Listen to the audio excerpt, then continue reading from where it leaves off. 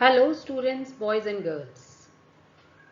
So, I hope you're enjoying your journey, and now we will begin our journey towards our next destination, which is metals and non-metals.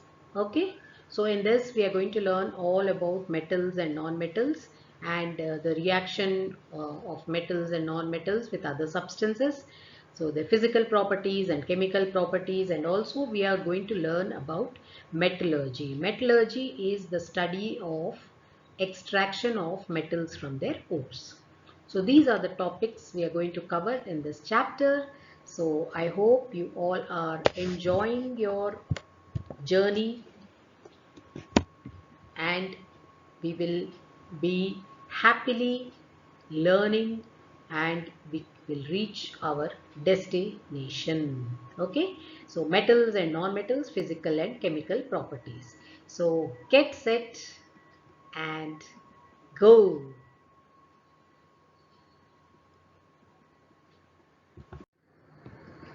So let's see what are the physical properties of metals. Physical properties of metals you have already done in your grade 8, if you remember. Yes, but then in grade 10 what is different is you should know all the exceptions.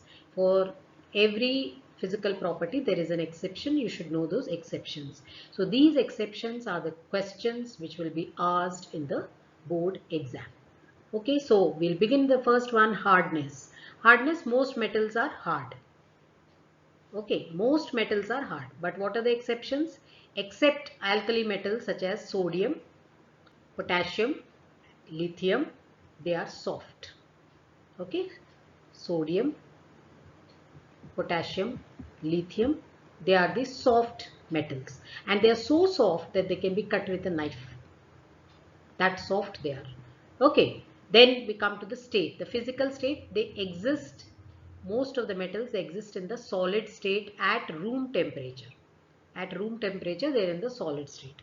But the exception here is mercury, which is the only liquid metal at room temperature. Only liquid metal is mercury at room temperature. So that's the exception.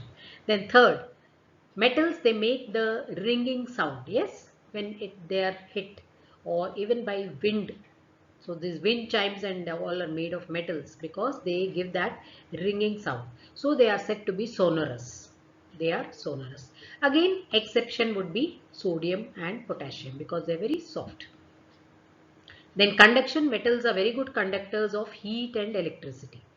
So that's the reason we use, copper bottom vessels also, because they can heat up the food very quickly.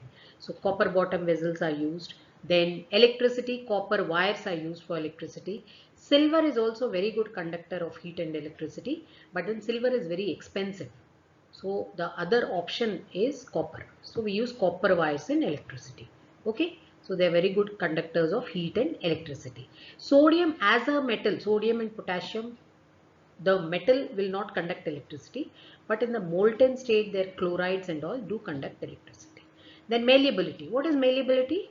The property of a metal to be beaten into thin sheets is known as malleability. So metals are all very malleable. We'll say metals are malleable. They can be beaten into a thin sheet. Except again, we have these two exceptions, sodium and potassium, because they're very, very soft. Got it? So these are the physical properties. I know you all are familiar with these physical properties, but then you need to know the exceptions. Then some more physical properties are ductility. Ductility is the property of a metal to be drawn into thin wires. So metals can be drawn into thin wires. That's the reason we have, copper. As I told you, copper wires are used in electricity. Copper wires. Then you also have, made of solder as tin as one of the metal, although it's an alloy. Okay. Then we have silver also. Silver also can be drawn into very thin wires. In fact, silver is the best conductor of electricity. But then we don't use silver because silver is very expensive. Then we have melting and boiling points. They are high. all metals have high melting and boiling points, except sodium and potassium have low melting points. Except here is sodium and potassium. Here also ductility again, except sodium, potassium, because very soft metals. Then density, most of the metals are very dense. You know, you can feel they are very heavy. The heaviness is mass per unit volume. They have a lot of density. Okay. Then color, most of the metals are gray in color. They'll be grayish. Whether you take tin or you take copper, or you take magnesium, then titanium, then tungsten, they are all gray in color. Except of course we have gold and copper. Gold is yellow in color, and copper has a reddish brown color is copper. So that is the color of the metals. Simple? Okay.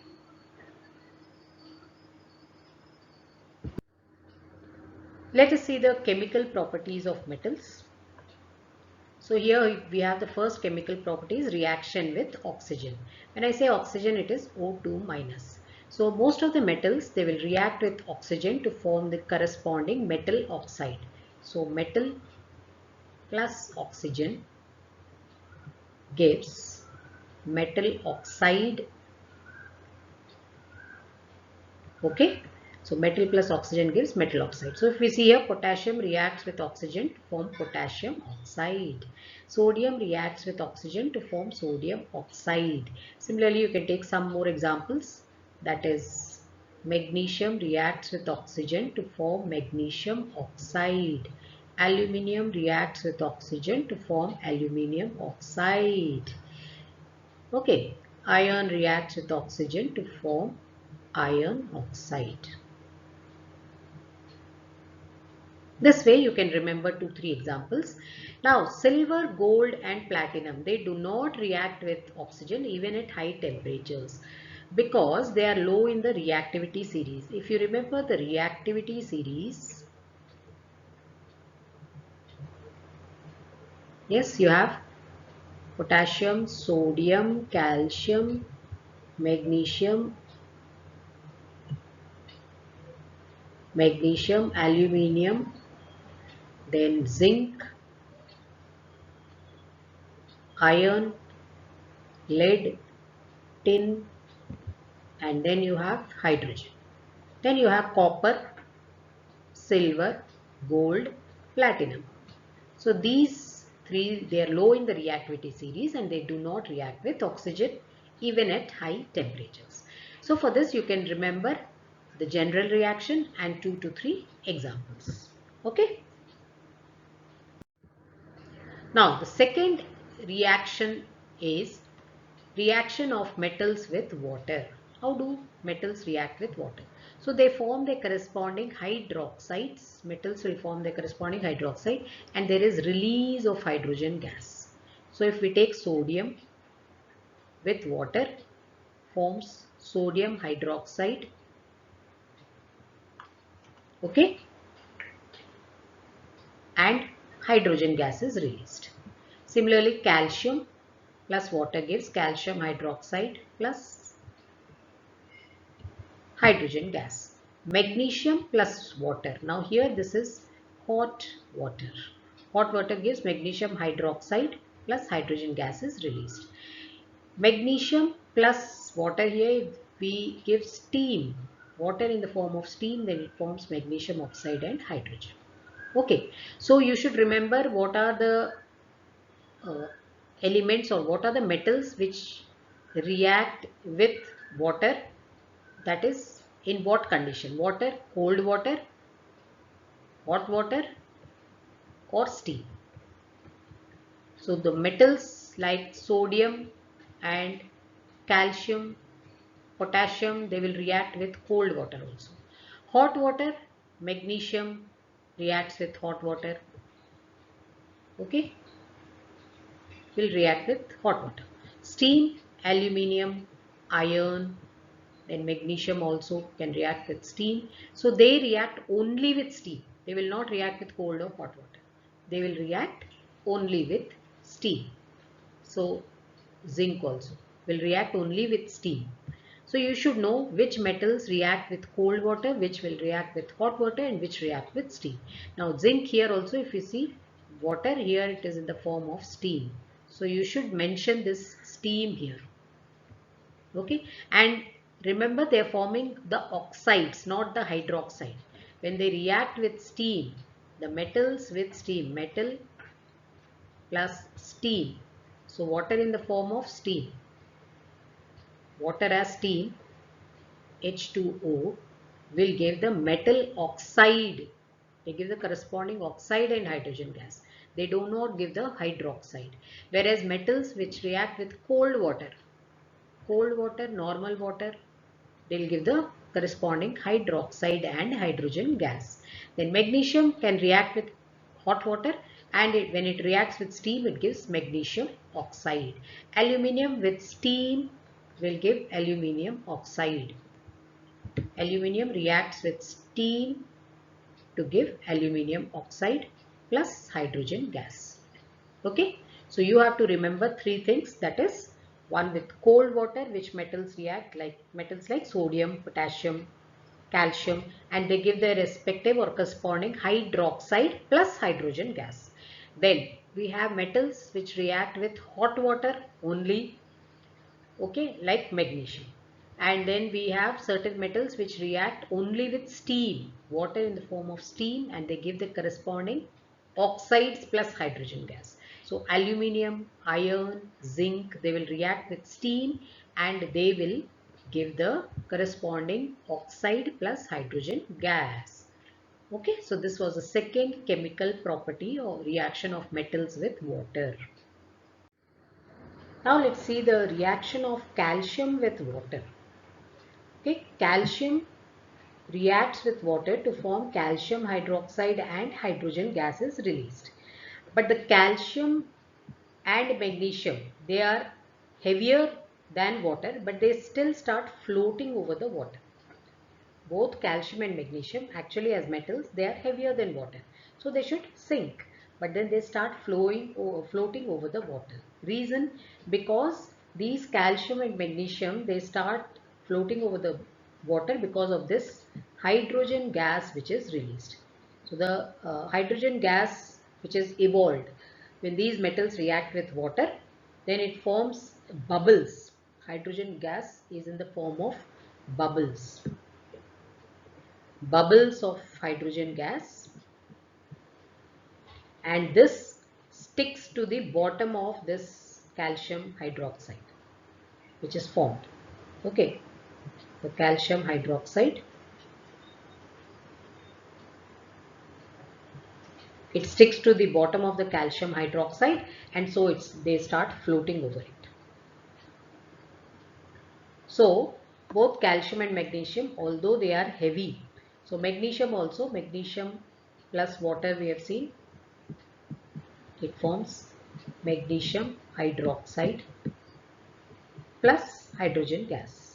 Now this hydrogen in the form of bubbles, it will stick to the bottom of the metal, and so it starts floating over it. Therefore it starts floating. So both calcium and magnesium, they are heavier than water, number one, but they still float over it. They float on the water. The reason being, they stick to the hydrogen gas bubbles, the hydrogen gas which is released in those bubbles, they react or they stick on the metal surface, therefore they float over it. Okay, so that's the explanation. Calcium and magnesium, although they are heavier than water, they start floating on the water. Why could be the question. So you have to give the answer as, when calcium or magnesium, they react with the water, they release hydrogen gas. This hydrogen gas in the form of bubbles sticks to the bottom of the metal, and so they start floating over it and the reaction continues. Okay. Lead, copper, silver and gold, they do not react even with steam. Okay, lead, copper, silver and gold, again they are all the bottom of the reactivity series. They do not react with even steam. You have to remember, you may be asked, Name two metals which do not react even with steam. So you can give any two examples. So silver, gold, copper, anyway they do not react with steam. Even lead does not react with steam because the reactivity series is this way: lead, copper, silver, gold. They are low in the reactivity series. So that means they are least reactive. Least reactive. Yes.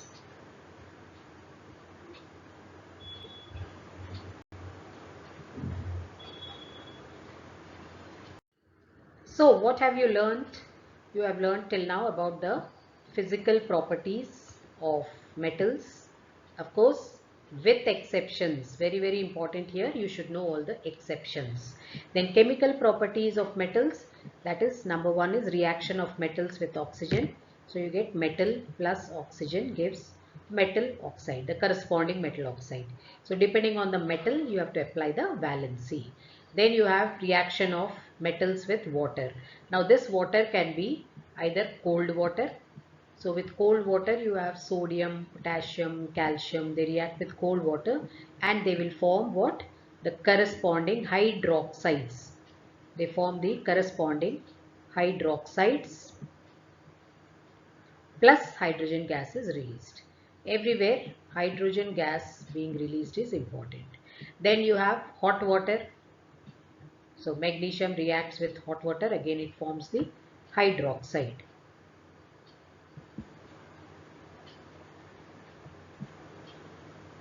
Okay. Then you have the third category, that is reaction with steel. So you have steel and you have metals like aluminium, zinc. They all react with steel and they give the corresponding oxide plus hydrogen. Remember, again you have to practice these equations and learn them. Then you will be able to answer any question. Then read the lesson till the two chemical properties, and happy learning, and I will see you soon with more topics which we will be doing in metals and non-metals. Okay, so till then, this is Usha Mangipudi signing off.